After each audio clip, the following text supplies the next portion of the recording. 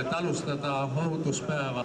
Tere päevast, lugupeetud daamid ja härrad, sõbrad ja kolleegid. Lubage tervitada teid Tallinna valitsuse poolt ohutuspäeva üritusel selleks, et ohutu elulaad muutuks meie kõigi kodudes, ettevõtetes, tänavatel, linnas, vabariigis tavapäraseks ja enesestmõistetavaks. Kuulutan sellega ohutuspäev 112 avatud. Et alustada ohutuspäeva 112 väljanäitust, linnaosa on kinkinud meile aktiivsuse ja osavõttu. Ma tänan kõiki tuletõrje- ja päästemehi, politseimehi, automajadimehi ja kõiki tegijaid, kes jäävad täna siia välja linnakodanikele uudistamiseks. 80 Tallinna koolile on antud teated, et te siin olete ja oma kogemusi ja asju näitate. Nii et loodan, et ka lapsed teid külastavad.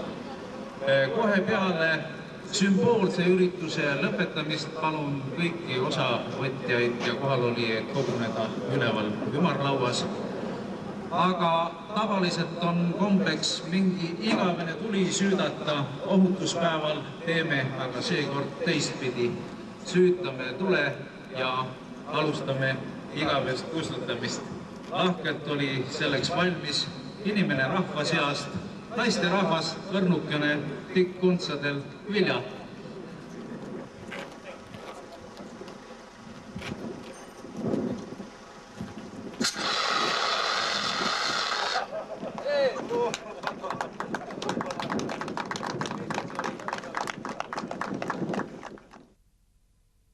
Kas te olete kustutanud reaalselt tulnud? Ei ole ette tulnud. See on kvalitatiivne vahe ja sellest kvalitatiivsest vahest ongi ajendatud tänane päev. Nüüd on pildi tegemise moment. Vaadake seda tribulist. Sellega on seotud Napoleon Bonaparte. Sellega on seotud salaorganisatsiooni. See on kollase ja musta ühendus. See meenutab mesilast. Ja kui te tahate teada, siis see on joon elu ja surma vahel. See on joon juriidika ja vabakodaniku tegevuse vahel.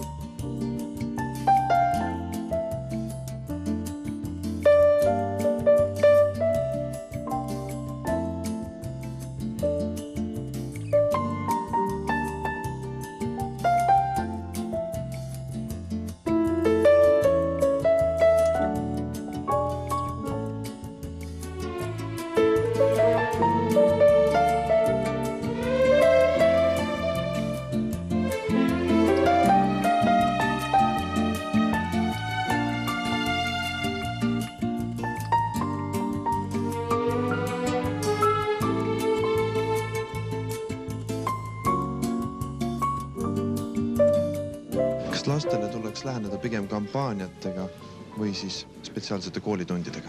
Nii ja naa, näiteks temaatiliste pusledena, eriliste toodetena. Kenasti neoonkolmnurkadega varustatud lasteaiarühm oli paraku üks vähestest huvilistest seks puhuks üles seatud väljanäitusel. Ohutusteema ajendas liikluspolitseid miskipärast kaasa haarama ülemeelikute autojuhtide hirmu ehk siili. Ohtlik on ta politseinikule endale. Kui ametnik, kes selle siili tee peale tõmbab, peab ka politsei auto eest jõudma selle ära tõmmata, kus jälitatud autod. Seni igatahes on jõutud. Kõige rohkem tuleb aga endist viisi rääkida sellest, millest läinud sajandilgi tüdimuseni juttu tehti. Need liiklusreeglid on tõesti vaja täita, sellepärast et seal taga on lihtsalt inimese elu. Nad head tõed. Ja, just need vanad head tõed. Abipolitseinike eksponaat Iidne piirivalve mootorratas käivitus 23. katsel ega põlanud näidisringil ära ka jalakäijate territooriumi. Oleksite valmis sellega luurele minema? Ja, vabalt. Need on siis meil kiirgusesemed, mis esinevad tihti meie elus. Kiirgavad esemed meeldivad sageli just lastele, kelle väike pea ei oska kuidagi ohtu aimata. Mõned ohtlikest asjakestest võivad kõike muud kui ohtlikena tunduda ka täiskasvanuile, näiteks kollektsionääridele. See on vanast metallist või prügikastist leitud vana kella tsifferplaat. Spetsiaalse riistaga mõõtmine tunnistab fosfori pealispinnaga tsifferplaadi kiirguse tervelt 5 korda lubatus suuremaks. Tulekahjude puhul teevad inimesed 10 tõsiseid teadmatusest tulenevaid vigu. Vaat, et kõige sagedamini võimaldavad inimesed tulele veelgi rohkem hingamisruumi. No näiteks, et uksed aknad jäetakse lahti. Et siis tekib hapniku juurdevool ja ei mõju hästi see. Teadmatuse leevendamiseks on vaja raha ja ajutrusti. Alustada tuleb riskianalüüside tegemisest. Harva esinevalt ei olegi rahapuudus see peamine tõkke. Kogemus ütleb seda, et ma olen kohtunud inimestega ja tean, et paljud, kes arvavad, et nad asjadest teavad kõike või palju, ei tee seda mitte. Kui tänane üritus ühte lausesse kokku võtta, siis kuidas see lause kõlaks? Aasta pärast jälle.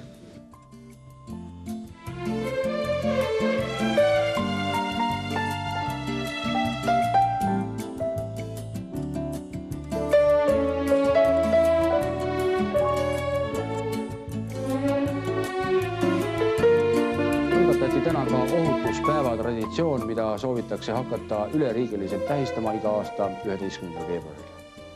Täna Rocca al Mare keskuse ees seisnud Päästeamet ja politseitehnika palju uudistajaid kokku ei toonud. Menukamaks võib ohutuspäev kujuneda aga juba järgmise aasta veebruaris, kui seda tähistatakse üle Eesti.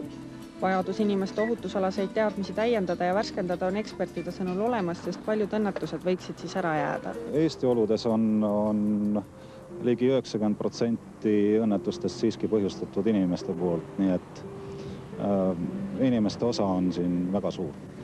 Küsimus ei ole sageli teadmatuses, vaid hooletussuhtumises. Näiteks toob sassi, et inimeste surmaga lõppenud tuleõnnetuste puhul on pea 4% juhtudel süüdi inimene, kes jääb suitsuga voodis magama. Liikluses võib näiteks tuua turvavöö unustamise. Mina kui liiklusporitseinikul tundub, et turvavöö loomulikult. Sellepärast, et turvavöö on selleks ikka, et sealt autost välja lendaks, vaid mitte selleks, et politseinikule trahvi kirjutaks. Eestlane siiamaani on olnud suhteliselt hoolimatu. Tegelikult peaks olema ju märksa elusäästvam ja hoolikam nii enda kui ka kaasinimeste suhtes ja seda mitte ainult liikluses, vaid üleüldse. Koos ohutusala ekspertidega arutasid ohutusküsimusi ka Tallinna linnajuhid. Pole ju ohutusküsimused ainult liiklusõnnetused ja tulekahjud, vaid ka liikluskorraldus ja see porislõppev kõnnitee kohe Rocca al Mare keskuse kõrval.